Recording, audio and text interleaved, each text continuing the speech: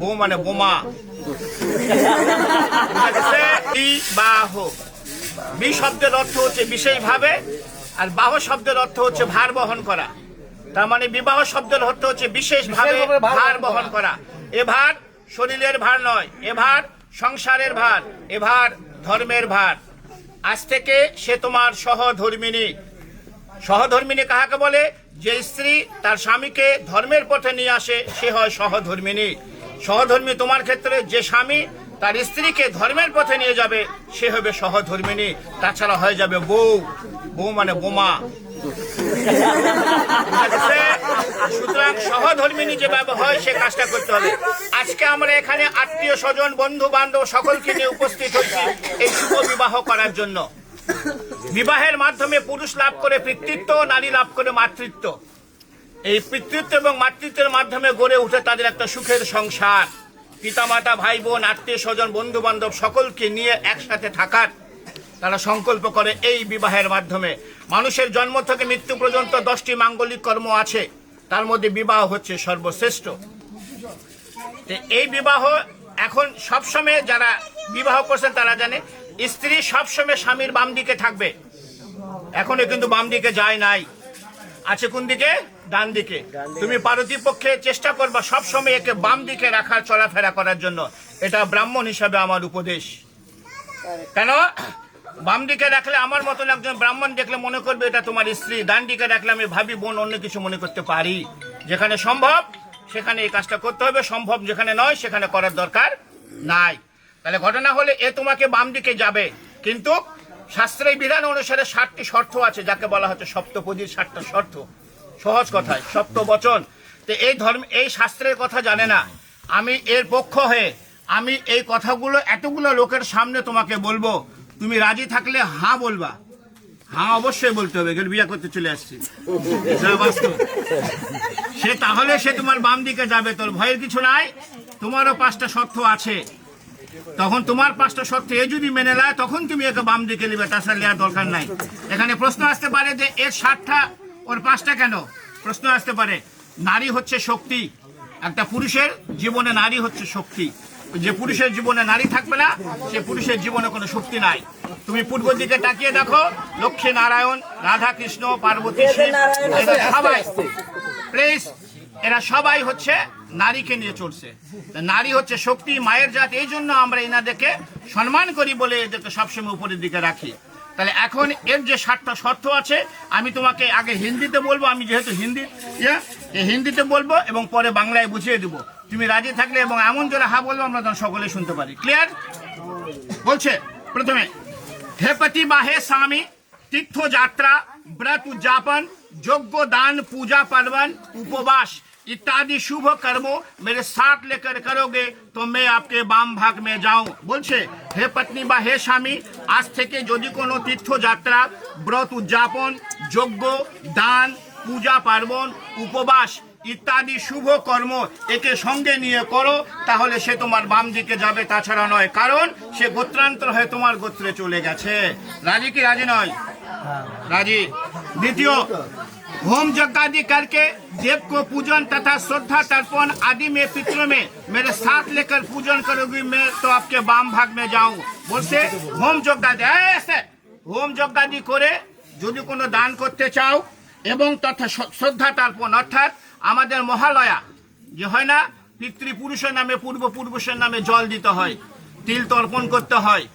এই পূর্বপুরুষ যেহেতু সে গোত্রান্তর হয়ে তোমার গোত্রে গেল, এখন তোমার বাসায় যদি এই বিধানটা থাকে তাহলে একে সঙ্গে নিয়ে তোমাকে করতে হবে, তাহলে সে তোমার বাম দিকে যাবে, তাছাড়া নয়। राजी। तृतीय, कुटुंब के रखा करो, अतिथि आप्यायन करो और घर में गौ महिष पशु रखो, फिर उनको पालन करो। संसार धर्म में रत रहो, मैं तो आपके बाम भाग में जाऊं। बोलছে কুটুমকে রক্ষা করো মানে অতিথি আপ্যায়ন করো। অতিথি হচ্ছে নারায়ণ। বাসায় যদি তোমার সম্ভব হয় গরু মহিষ এগুলো পালন করতে চাও এবং সংসার ধর্মের মধ্যে যদি রত থাকতে চাও তাহলে সে তোমার বাম দিকে যাবে, তাছাড়া নয়। राजी।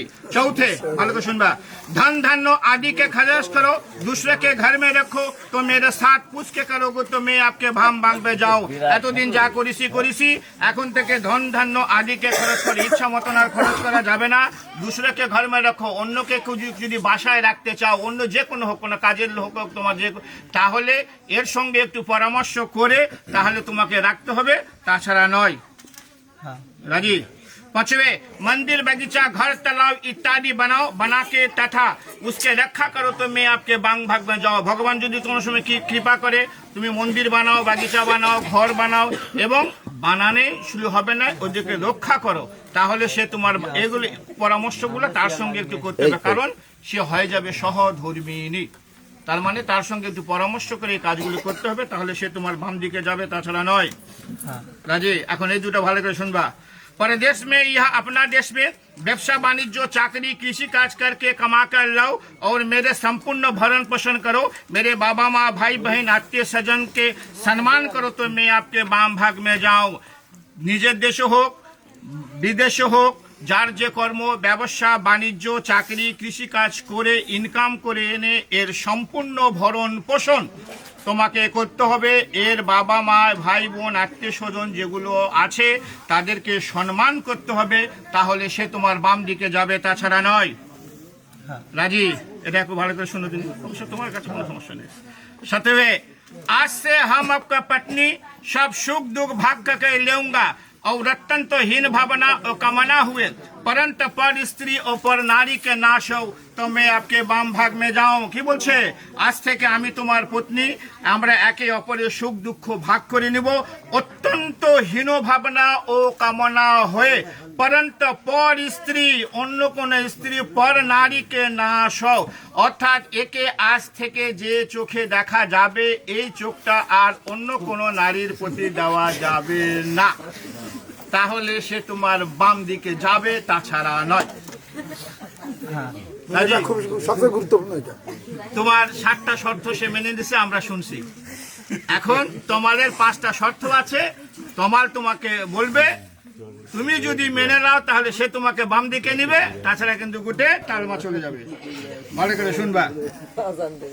बर बोलছে, हे पत्नी मेरे चित्त के अनुकूल तुम्हारा चित्त रहेगी और सदा सदैव मेरे आज्ञा पालन करेगी तो तुम्हारा कहा हुआ वचन मैं मान लूंगा। बोलছে, हे पत्नी मेरे चित्त के अनुकूल, चित्त শব্দের অর্থ হচ্ছে মন, ওর মনের অনুকূলে তোমার মন সদা সর্বদা থাকতে হবে এবং তার আজ্ঞা পালন করতে হবে, তাহলে সে তোমাকে বাম দিকে নিবে, তাছাড়া নয়। রাজি। बर बोलते, सदा सदैव तुम प्रतिव्रत धर्म में प्राण रहोगी और प्रति सेवा करोगी तो तुम्हारा कहा हुआ वचन मान लूंगा। সে বলছে তুমি সদা সदैव প্রতিব্রত যে ধর্মটা আছে সেই ধর্মটা তোমাকে পালন করতে হবে, আর প্রতি যে সেবাটা আছে সেই সেবাটাও তোমাকে করতে হবে, তাহলে সে তোমাকে বাম দিকে নিবে, তাছাড়া নয়। আচ্ছা, এখন ভালো করে শুনবা এই কথাটা কিন্তু। বুঝছো? बर बोलते हैं, बोलছে, आज से तुम्हारा सास सिंहार जब मैं घर रहूंगी तब तुम पूरा तरह से करोगी, अन्यथा नहीं, इसलिए तुम्हारा सब सास सिंगार मेरे लिए है। बर বলছে, স্বামী যখন, প্রত্যেক নারীরই কর্তব্য, যারা আছেন বিবাহ করছেন তারা জেনে নেন, প্রত্যেক নারীরই কর্তব্য, স্বামী যখন বাসায় থাকবে তখন নারীদেরকে উচিত অত্যন্ত সেজে গুজে থাকার। স্বামী বাসায় নাই, সাজার কোনো দরকার নাই, কারণ এই সাজ দেখার অধিকার সম্পূর্ণ হচ্ছে স্বামীর। ওই একটা শর্ত দিয়ে আসছে, ওই যে পরান্ত পর স্ত্রী না কর, এই যদি সেজে গুজে অন্য জায়গায় থাকে অন্যজনের চোখ পড়বে। এজন্য স্বামী যখন বাসায় থাকবে প্রত্যেক নারীদের সেজে গুজে থাকতে হবে, স্বামীর চোখ যায় অন্য কোনো নারীর প্রতি না যায়। স্বামী যদি বাসায় থাকে সাজবে, স্বামী বাসায় না সাজা দরকার নাই। স্বামী যদি তোমাকে সঙ্গে করে কোথাও নিয়ে যায়, তুমি যত পরিমাণ সেজে গুজে যাবা তাহলে সে তোমাকে বাম দিকে নেবে, তাছাড়া নয়। রাজি। আজকালকার যুগে স্বামী যখন বাসায় থাকে মেয়েরা কি করে? ম্যাক্সি পরে থাকে।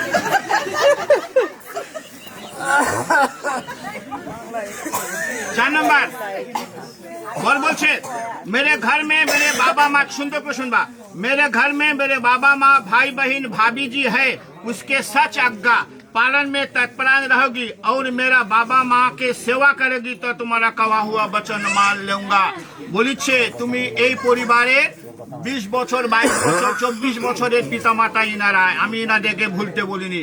এই পিতামাতাকে যেভাবে ভালোবাসছো এর চেয়ে দ্বিগুণ ভালোবাসা দিয়ে ওর যে পিতা মাতা ভাই বোন ভাবি আছে ওদেরকে ভালোবাসতে হবে, ওদের সচাজ্ঞা অর্থাৎ সত্য উপদেশ পালন করতে হবে এবং মেরা বাবা মা ওর যে বাবা মা আছে তাদেরকে সেবা করতে হবে, তাহলে সে তোমাকে বাম দিকে নিবে, তাছাড়া নয়।